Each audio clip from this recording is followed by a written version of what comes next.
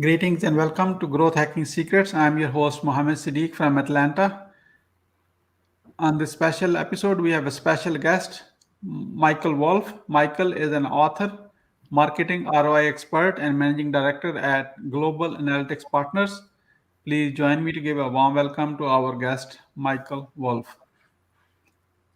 Thank you. Michael, Welcome. welcome. Let Glad to me be. let me start with this. Where were you? What happened? Who are you surrounded with that inspired you to do what you do today?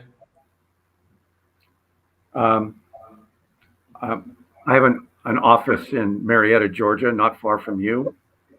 Um, my career is about 30 years, so I've been in the business, the analytics business, for a long period of time. I've seen a lot of change, um, and um, I like using data to have an impact on businesses, and that's basically what I do, and that's why I'm here.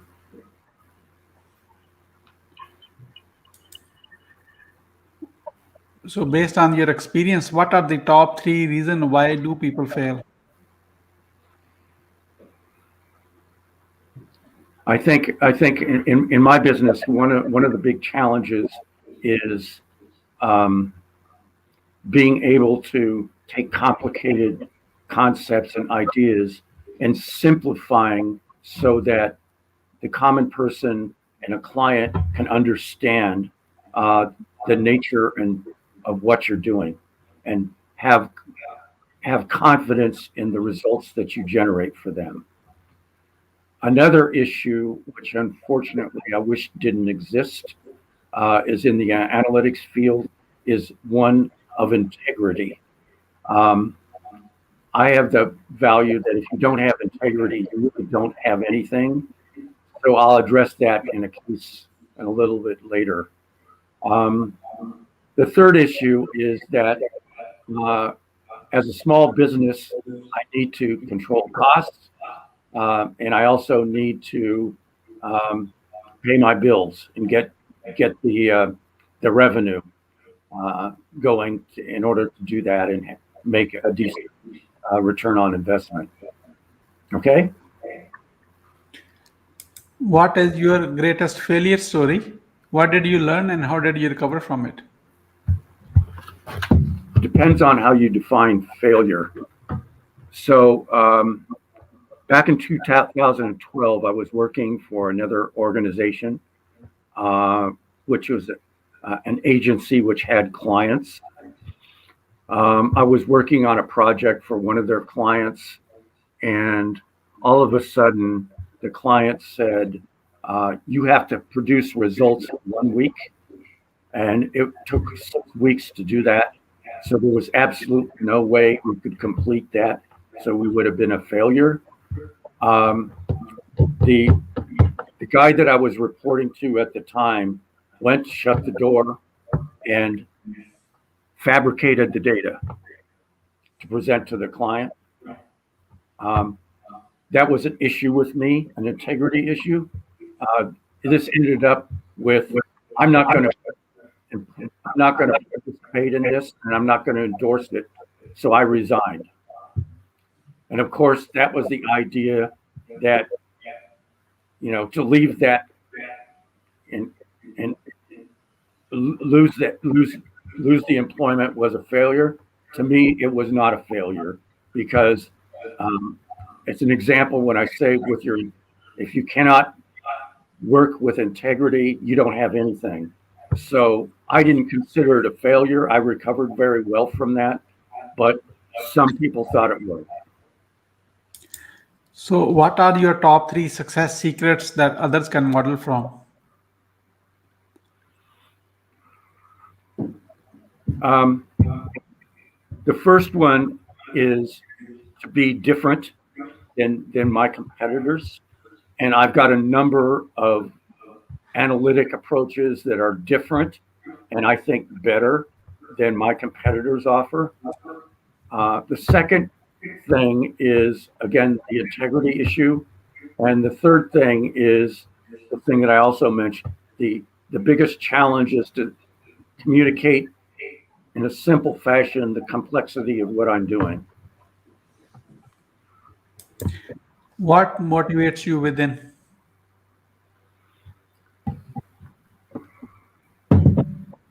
I think I consider myself and to live by the principles of Jesus Christ um, is what motivates me from within. That I do not believe we are here, um, and at the end of our life we go away and we're not here at all. Um, Recently, my older brother passed away, and I understood that there is another side. There is a spiritual dimension, and um, I'm very comfortable with that within me. What is your company's motto? Um, Captain Kirk from the Starship Enterprise said that had the motto of "Do we go where no others have gone before?" I have taken analytics where no others have gone before, so that's kind of my motto. Who is your ideal client?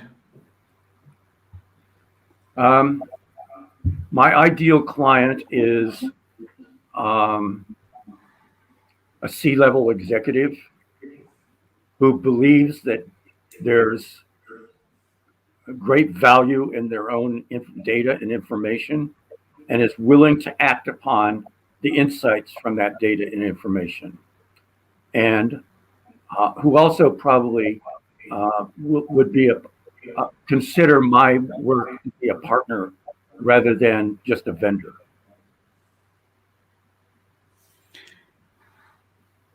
How do you find your ideal client? A lot of times it's by accident, by word of mouth. Um, uh, the ideal client, all of the clients that my company has now are repeat clients. Um, so I think we're doing a pretty good job of bringing value to our clients. Um, and finding those is not always easy.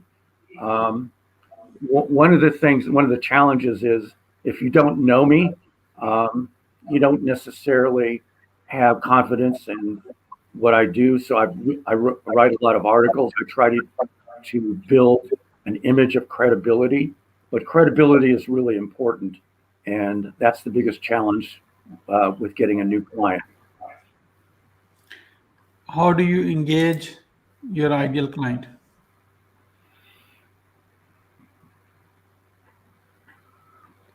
So the work that I do with marketing effectiveness is so as such. I've done so much of it in my career that I can actually guarantee certain positive results. So even though I might charge six figures, um, the client is going to get at least 10 times that in value and returns on their business that I can actually measure. So for the client to know that and have confidence in that is the key to my success. Um, that's how I like to engage them, but knowing that the client knows that they're going to get value out of what we do. How do you see your company in 5 years from now in terms of growth? Right now, my plans are, I do a lot of the analytic modeling myself right now. I'm bringing a partner. This is a global analytics partner, part of the business. I'm also CEO of Bottom Line Analytics, by the way. Um, Two separate issues. So global analytics partners will grow through a partnership with a company in Bangalore, um, India, who I know very well. I've been to their office. They have some very smart analytical people. I'm bringing them into my business to expand my footprint, be able to handle larger clients or larger workloads. Um, so that's my plan right now to grow the business. What challenges do you have in achieving that goal, growth goal? Uh, well, we will need to acquire some new clients next year. We are working with new clients this year that are in new sectors of the business. We're going to be working with a hospital. We believe there's lots of opportunity with hospitals in the medical area to improve their marketing. We're also working with um, a sports team. So we also believe we can actually improve sports teams or tourist destinations. We can greatly improve their marketing effectiveness. In addition, we work with consumer packaged goods firms, and I also work a lot with lotteries. Um, One of my best success stories is with a lottery, the Florida State Lottery that I've worked with for 4 years. So what will happen if you don't achieve your growth goal? I'll go on breathing. Um, I really don't see the failures possible here because let's just think about right now. So if you look at the Fortune 500 companies, about 80 to 85% of those companies, the number one line item expense on their income statement is sales and marketing. This is the why improving the productivity of that is there will be no end of demand for that. There's an old quotation in marketing, probably one of the most well-known quotations by a guy named John Wanamaker, who said, "I know that half my advertising is wasted. I just don't know which half." We don't allow that to be part of the equation. They will know exactly with all of their activities how much revenue they're generating with the work that we do. How do you deliver a five-star client experience? By delivering results. So I told you about the lottery case study. Yeah. So I've been engaged with them for 4 years. Um, I look at their sales growth in the 4 years prior to my engaging them. The average compound growth was 6%. Um, the average compound growth of their business since I've engaged with them is 12+%. So I've basically helped them accelerate the growth in their business by 2x. That's the kind of things that will do. That's the definition of a five-star client experience, in my opinion. How do you convert your clients into your brand ambassadors?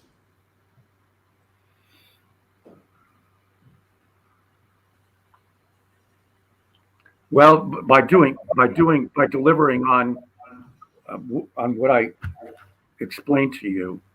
Some clients are reluctant to endorse you um, if they're in a very highly competitive environment. So we're working with a consumer products company right now where that would be their definition.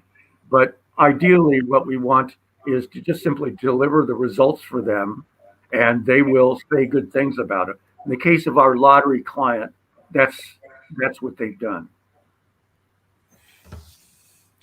How do you handle rejections?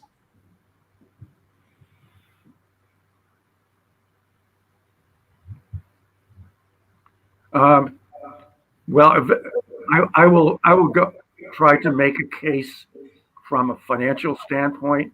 I mean, as CEO of Bottom Line Analytics, that's what we do. We affect the bottom line. Um, if the client does not believe in data as an opportunity to drive better performance in their business, there's not much I can do. So say, fine. You don't win all of them, right? How do you handle an angry client? Sometimes you have to apologize. Right now, this is not a client, this is a vendor of mine that I've had some relational difficulties with, to the point where this is a software company whose software is very critical to business. Um, so I thought, oh, gee, I can just go find it from some other vendor. The answer is I can't. So this afternoon, I've got to call this vendor and grovel or apologize. Um, I think you cannot put your ego above. Um, you have to be able to be humble. Let's put it that way. Wonderful. So, who else is involved in decision making to grow your company? I've got one partner.